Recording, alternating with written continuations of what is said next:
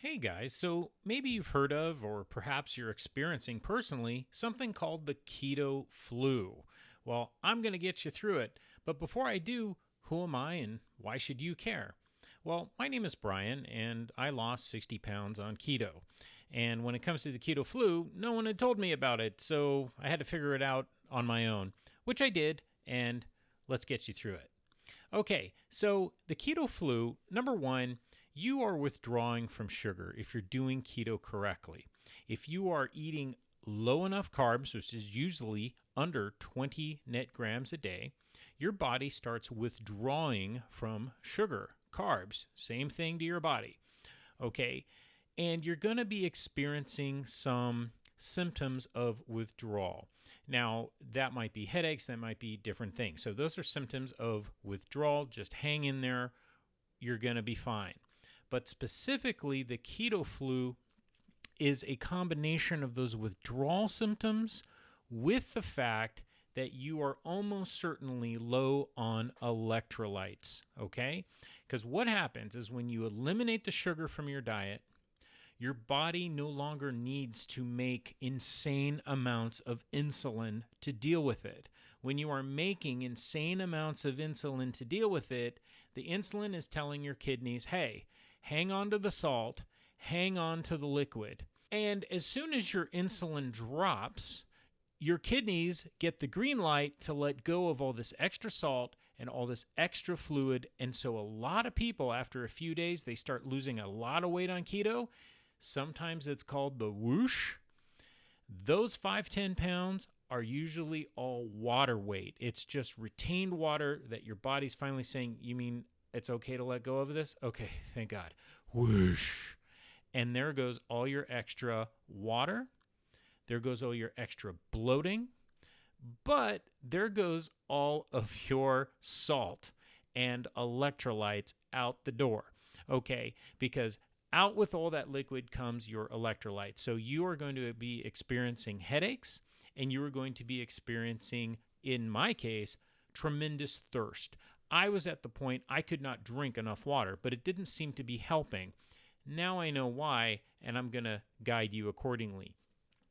During this transition time, while you're being hit with the keto flu, which are those headaches from electrolyte depletion, you need to purposely ingest electrolytes to combat this. Now, you can do it a few ways.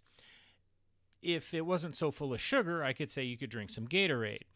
But even if it's not sugar added, it's still expensive and full of yellow dye number 47. So why don't we skip that? The second thing you can do is buy electrolyte water from the store, and that's what we did. It got very expensive very quickly, but while we were trying to figure it out, we at least had that going for us.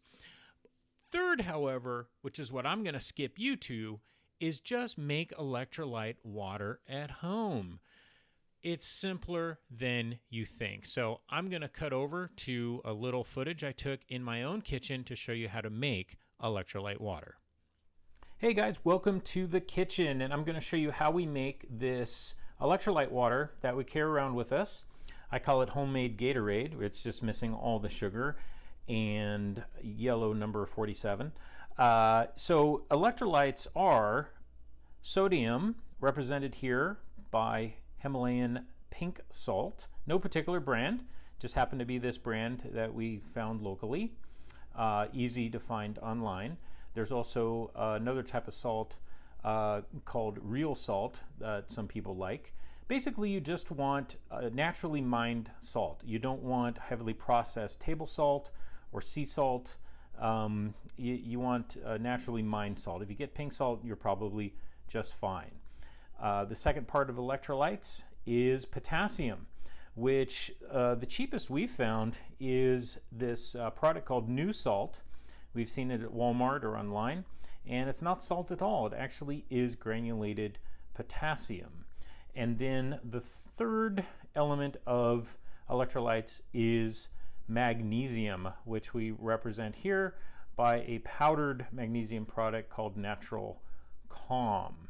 So what we do is we take 1.5 liters of regular old water, put it in a bottle, And then we start with the sodium. We take a 1/4 teaspoon and we dump it on over here in the water. And you might think, well, gosh, doesn't that make it taste salty? You know, you'd be surprised. If you buy electrolyte water from the store, sometimes it tastes a little sweet. Well, as I've been experimenting with putting salt in water, a little bit of salt actually makes it taste sweet. Now, this may or may not taste sweet to you, but no, it is not salty seawater. But I'll address that issue in a moment. The second thing we do is a simple pinch of this potassium, because a little goes a long way. It's pretty potent stuff. And now we're done. So we just put the lid on that, shake it, and you're good to go. You just homemade your own electrolyte water instead of spending $1 or $2 for that at the store. For the magnesium, what we tend to do is actually take a teaspoon, and put that in a small glass and drink that separately at night. And I want to show you here, it fizzes up pretty good. So it's almost like 7-Up or Alka-Seltzer. It fizzes up pretty good, especially if you shake it or stir it. And the reason why we take this at night is because it's generally regarded to be something that helps calm you, thus the name calm, and helps you sleep. So if it helps you sleep, why not take it all at once at night? Now, the thing is, you might be able to stand a heavier portion of sodium and potassium in your water than I just demonstrated. Or you may not be able to tolerate what I just demonstrated. Here's the deal. If you make it weaker, you're just simply going to have to drink more of it.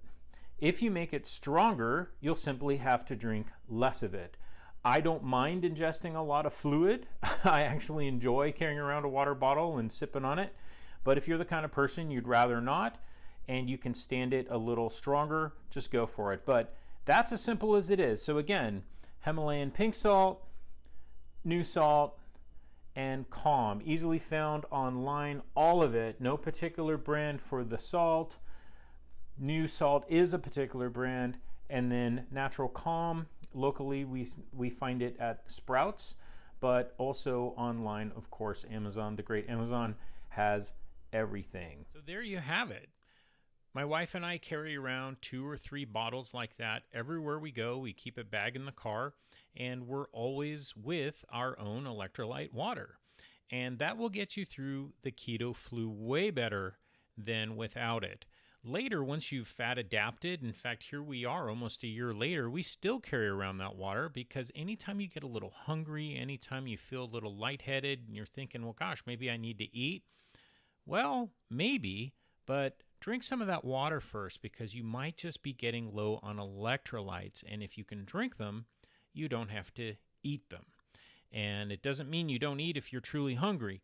I'm just saying that sometimes you're not truly hungry. You just need a little boost in the salt and the potassium and the magnesium. So anyway, guys, I hope this helped. Straight ahead, comment below. What is going on in your world on your keto journey? I have a lot of content that I want to get out to you as soon as possible, and I will be. So be sure to like and subscribe and hit that notification bell. But give me what's going on in your life, because if I see people with the same questions, I'll make that video next and make sure you get those answers as soon as possible. Thank you so much. It's going to be a great year. God bless.